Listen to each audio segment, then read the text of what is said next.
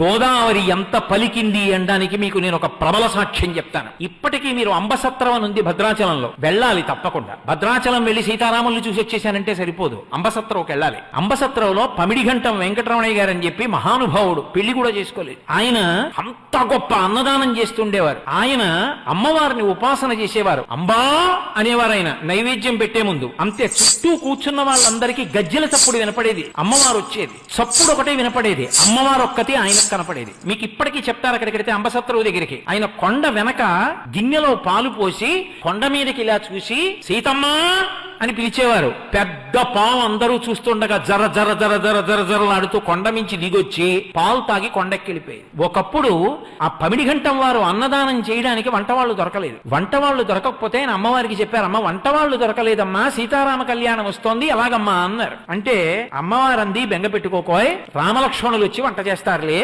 అంది. ఆయన ఇలా చూశారు, మంచి దృఢకాయులైన ఇద్దరు, అంతంత ఎత్తు ఆజానబాహుమరవిందదలాయతాక్షం ఇద్దరు వచ్చారు. వచ్చి, అయ్యా మీరు వంట కావాలన్నారట, మమ్మల్ని ఎవరో పంపించారు, వంట చేస్తాం, కానీ మీరు లోపలికి చూడకూడదు. వంటశాల తలుపులు వేసి 2 పెద్ద పెద్ద గుండిగలు తెచ్చారు. ఒక మనిషి ఎత్తలేడు దాన్ని, అంతంత గుండిగలు తెచ్చి వంట చేశారు. వంట అంతా అయిపోయింది, బయటికి వచ్చారు. మేము గోదావరిలో స్నానం చేసి వస్తామని వెళ్ళారు, ఇంకా రాలేదు. ఆ తర్వాత వెళ్లి గుండిగల మీద చూస్తే రామగుండిగా లక్ష్మణ గుండిగా అని ఉంది. ఇప్పటికీ మీరు రామలక్ష్మణులు వచ్చి వంట చేసిన గుండిగలు అంబసత్రంలో చూడొచ్చు, ఇప్పటికున్నాయి.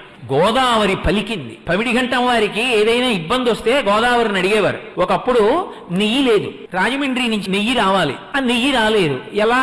ఆయనకు అనుమానం వచ్చింది, నెయ్యి లేకుండా అభిగారం ఎలా చేస్తారు, భోజనం ఎలా చేస్తారు? అందుకని ఆయన తిన్నగా గోదావరి ఒడ్డుకి వెళ్ళారు. వెళ్లి 2 బిందెలతో గోదావరి నీళ్లు తీసుకున్నారు. అమ్మ 2 బిందెలు నెయ్యి అప్పిప్పించు, నెయ్యి వచ్చిన తర్వాత నీకు ఇచ్చేస్తానన్నారు. అలాగేనంది గోదావరమ్మ. ఆయన ఇంటికి తెచ్చారు. తెచ్చి గోదావరి నీళ్లు కదండి, గోదావరి నీళ్లు కదండి, నెయ్యి ఏమిటండి అన్నారు. వడ్డన మొదలెట్టండ్రా అన్నారు. అన్నీ వడ్డించి అభిగారం చేయడానికి ఆ బిందెలో ఇలా ఉద్దరిని ముంచారు. నెయ్యి అయిపోయింది 2. ఆ తర్వాత రాజమండ్రి నుంచి నెయ్యి వచ్చింది. 2 నేతి బిందెలు పట్టుకెళ్ళి, అమ్మ అప్పుచ్చుకున్నాను కదా, పుచ్చుకోని ఇచ్చేశారు, గోదావరిలో కలిపేశారు. నేను అందుకే మీతో మనవి చేస్తున్నా, గోదావరి తల్లి పలుకుతుంది, ఎందరికో పలికింది ఆవిడ. ఆవిడ కడుపులో లక్ష్మీ నృసింహ స్వామిని పెట్టుకుంది, ఆవిడ కడుపులో ఇన్ని పెట్టుకుంది.